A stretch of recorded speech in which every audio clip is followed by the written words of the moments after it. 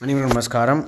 சத்போதகம் அப்படின்னு நம்ம சேனலில் எந்த விஷயத்தை பற்றி பார்க்க போகிறோம் அப்படின்னா, சாணக்கியால் சொல்லப்பட்ட சாணக் நீதி அப்படின்ற புஸ்தகத்தில் இருக்கக்கூடிய 5th சாப்டரில் இருக்கக்கூடிய 11வது ஸ்லோகம், அதோட தமிழ் அர்த்தம் தான் பார்க்க போகிறோம்.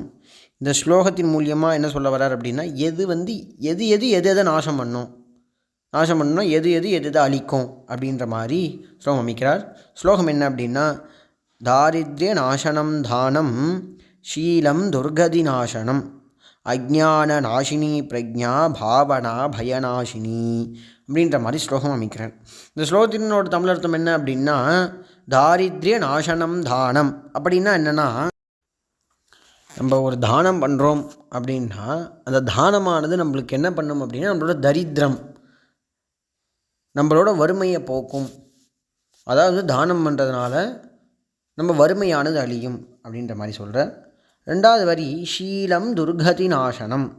நம்ம ரொம்ப ஒழுக்கமாக இருக்கோம் அப்படின்ற பட்சத்தில், குட் பர்சனாக இருக்கும் அப்படின்ற பட்சத்தில், அந்த குட் பர்சன்ற அந்த தன்மை என்ன பண்ணும் அப்படின்னா, கெட்ட வழி இருக்கு இல்லையா, அந்த கெட்ட வழியை அழிக்கும். அதாவது நம்ம கெட்ட வழியில் போகாமல் அந்த ஒழுக்கமானது நம்மளை காப்பாற்றும் அப்படின்னு சொல்கிறார்.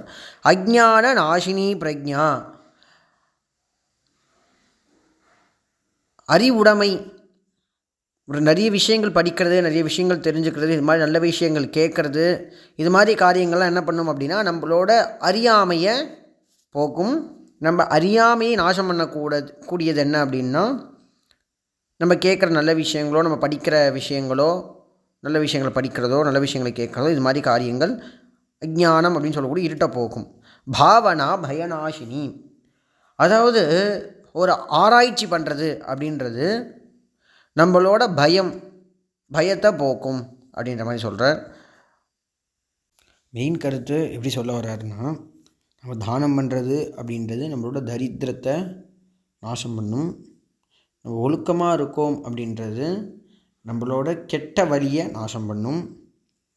நம்ம நிறைய விஷயங்கள் படித்து, நிறைய விஷயங்கள் தெரிஞ்சு கேட்டு அனுபவங்கள் நிறைய இருக்குது அப்படின்னா அது நம்மளோட அறியாமையை போக்கும்.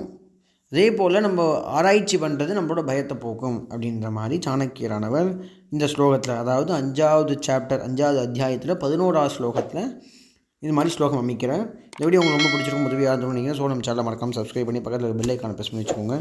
அதான் நம்ம அப்லோட் பண்ணுற வீடியோ உங்களுக்கு உடனே வரும். இது மாதிரி விஷயங்கள் உங்கள் உறவினர்கள் ரொம்ப ஷேர் பண்ணுங்கள். அவங்களும் இந்த மாதிரி விஷயங்கள் தெரிஞ்சுக்கிட்டும். குழந்தைகள் இருந்தால் வாழ்க்கை இந்த மாதிரி விஷயங்கள் சொல்லிக் கொடுங்க. சாணக்கியரோட அனுகிரகம் எல்லாருக்கும் கிடைக்கட்டும். நன்றி, வணக்கம்.